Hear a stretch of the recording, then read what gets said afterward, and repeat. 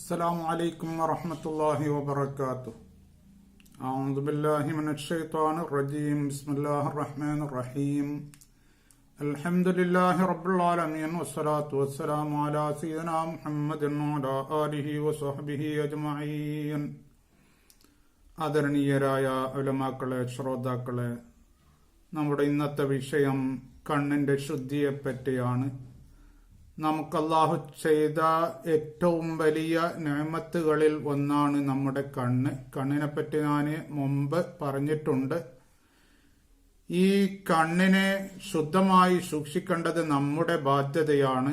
അല്ലാഹു തആല പരിശുദ്ധ ഖുർആനിലെ സൂറത്തു നൂറിലെ 30-ാമത്തെ ആയത്തിൽ പറഞ്ഞിട്ടുണ്ട്, നബിയെ തങ്ങൾ മുഅ്മിനീങ്ങളായ സ്ത്രീ പുരുഷന്മാരോട് പറയണം, അവരുടെ കണ്ണുകളെ താഴ്ത്താൻ വേണ്ടിയും അവരുടെ ജെനിറ്റലുകളെ സൂക്ഷിക്കാൻ വേണ്ടിയും. ഈ കണ്ണ് താഴ്ത്തലും ജെനിറ്റലുകൾ സൂക്ഷിക്കലും അത് അവർ ശുദ്ധീകരിക്കുന്നതാണ് എന്ന് അല്ലാഹു പറഞ്ഞു. എന്ന് പറഞ്ഞാൽ അവർക്ക് പിന്നെ യാതൊരു നിരക്കുള്ള പ്രശ്നങ്ങൾ ഉണ്ടാവുകയില്ല എന്നാണ് അതിന്റെ അർത്ഥം. സൂറത്തുൽ ഇസ്രായിലെ 36-ാമത്തെ ആയത്തിലും അല്ലാഹു പറഞ്ഞത്, നമ്മുടെ കേൾവിയും കാഴ്ചയും നമ്മുടെ ഹൃദയത്തിൽ ഉദിക്കുന്നതൊക്കെ അതിനൊക്കെ ചോദ്യം ചെയ്യപ്പെടും എന്ന് അല്ലാഹു തആല പറഞ്ഞിട്ടുണ്ട്. സൂറത്തുൽ ഗാഫിർ 19-ാമത്തെ ആയത്തിൽ അല്ലാഹു പറഞ്ഞു, നിങ്ങളുടെ കണ്ണഞ്ചിപ്പിക്കുന്ന സാധനങ്ങളും ഹൃദയങ്ങളിൽ മറച്ചുവെക്കുന്ന കാര്യങ്ങളൊക്കെ അല്ലാഹു അറിയുന്നു എന്ന് അല്ലാഹു പറഞ്ഞിട്ടുണ്ട്. സൂറത്തുൽ ഫജ്റിലെ 14-ാമത്തെ ആയത്തിലും അല്ലാഹു പറഞ്ഞു, നിങ്ങളുടെ റബ്ബ്, നിങ്ങളുടെ നാഥൻ എന്നും നിങ്ങളെ സശ്രദ്ധം വീക്ഷിച്ചുകൊണ്ടേയിരിക്കുന്നു എന്ന് അല്ലാഹു പറഞ്ഞു.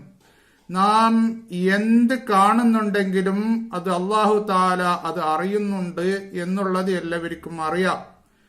നബി സല്ലല്ലാഹു അലൈഹി വസല്ലമ തങ്ങളെ വ്യഭിചാരങ്ങളെപ്പറ്റി പറയുന്ന സ്ഥലത്ത് വ്യത്യസ്തമായ വ്യഭിചാരങ്ങളെ പറഞ്ഞു. കണ്ണിന്റെയും കാതിന്റെയും നാവിന്റെയും കൈയുടെയും അതേപോലെ തന്നെ കാലിന്റെയും വ്യഭിചാരങ്ങളെ പറ്റി പറഞ്ഞു. ഇത് ആയത്തുകളും ഹദീസുകളും നമുക്ക് ഓതുമ്പോഴേക്ക് പിന്നെ സമയം കിട്ടാത്തത് കൊണ്ടാണ് അതിന്റെ അർത്ഥം പറയുന്നത്. അവിടെ പറഞ്ഞത് കണ്ണിന്റെ വ്യഭിചാരം നോട്ടമാണ് എന്നാണ്.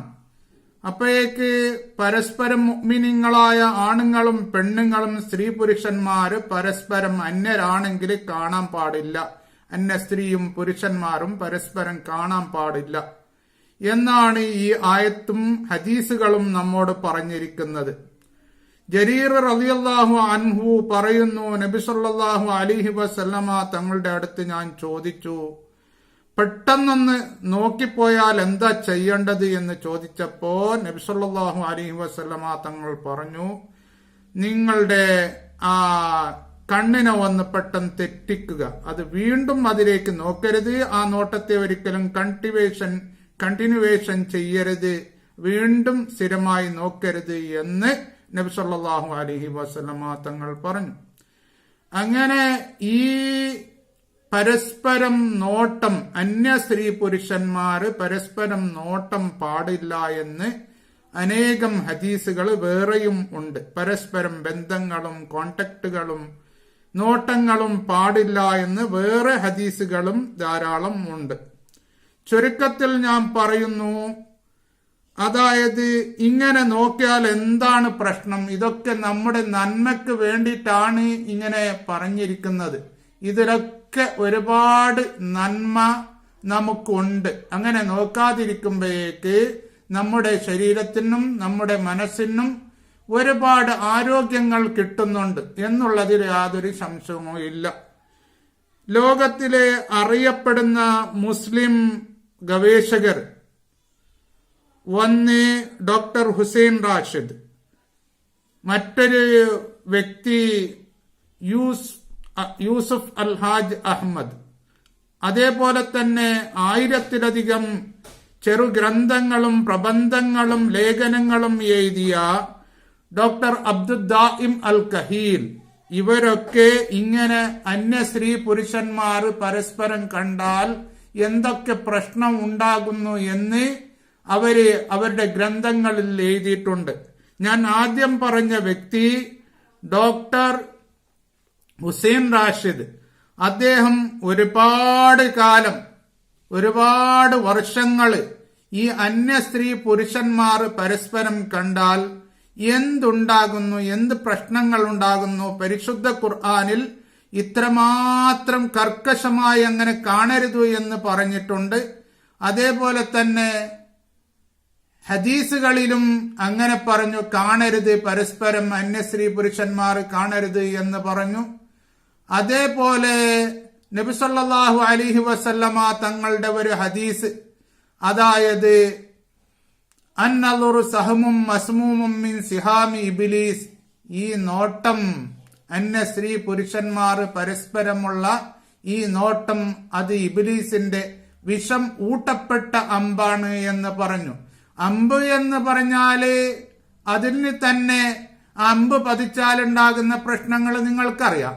ഇത് വിഷം ഊട്ടിയ അമ്പാണെങ്കിൽ അതിൽ പിന്നെയും ഒരുപാട് പ്രശ്നങ്ങൾ അത് മുഖേന ഉണ്ടാകുന്നു. ഇങ്ങനെ ഇത്രയും വളരെ കർക്കശമായി അത് അരുത് എന്ന് ഇസ്ലാമിൽ പറഞ്ഞല്ലോ.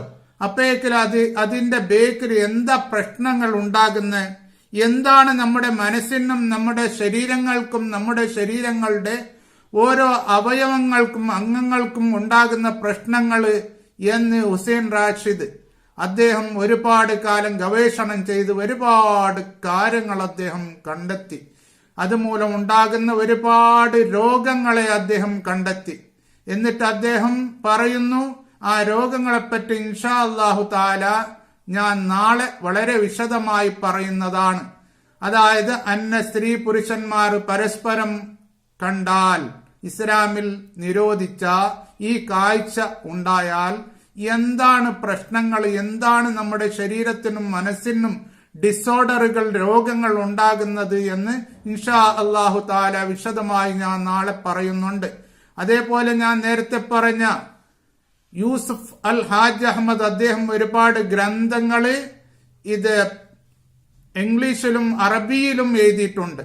അതേപോലെ തന്നെ അബ്ദുദ്ദാഇം അൽ കഹീൽ എന്ന് പറയുന്ന ഒരു വലിയ മഹാപണ്ഡിതൻ, അദ്ദേഹം ഒരുപാട് ഖുർആൻ ആൻഡ് മോഡേൺ സയൻസിനെ പറ്റി റിസർച്ച് ചെയ്തിട്ട് പ്രബന്ധങ്ങളും ചെറുലേഖനങ്ങളും വലിയ ലേഖനങ്ങളും അതേപോലെ തന്നെ ഗ്രന്ഥങ്ങളും അദ്ദേഹം 1000-ലധികം എഴുതിയിട്ടുണ്ട്. ഇവരൊക്കെ പറഞ്ഞിട്ടുണ്ട്, ഇങ്ങനെ അന്യ സ്ത്രീ പുരുഷന്മാര് പരസ്പരം കണ്ടാൽ അവർക്കുണ്ടാകുന്ന പ്രശ്നങ്ങളെപ്പറ്റി അവരെല്ലാം പറഞ്ഞിട്ടുണ്ട്. അതുകൊണ്ട് ഇസ്ലാമിൽ പരിശുദ്ധ ഖുർആനിൽ പറഞ്ഞ ഈ അന്യ സ്ത്രീ പുരുഷന്മാരെ കാണുക എന്നുള്ളതിനെപ്പറ്റി പ്രത്യേകം ശ്രദ്ധിക്കേണ്ടതാണ്.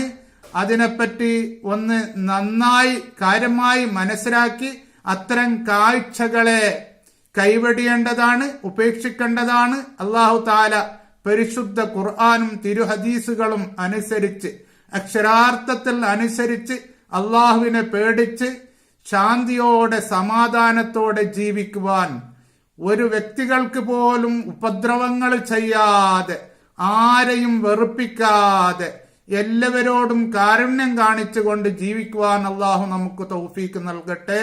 ആമീൻ. വആഖിറു ദഅവാനാ അനിൽ ഹംദുലില്ലാഹി റബ്ബിൽ ആലമീൻ. അസ്സലാമു അലൈക്കും വറഹ്മത്തുള്ളാഹി വബറകാതുഹു.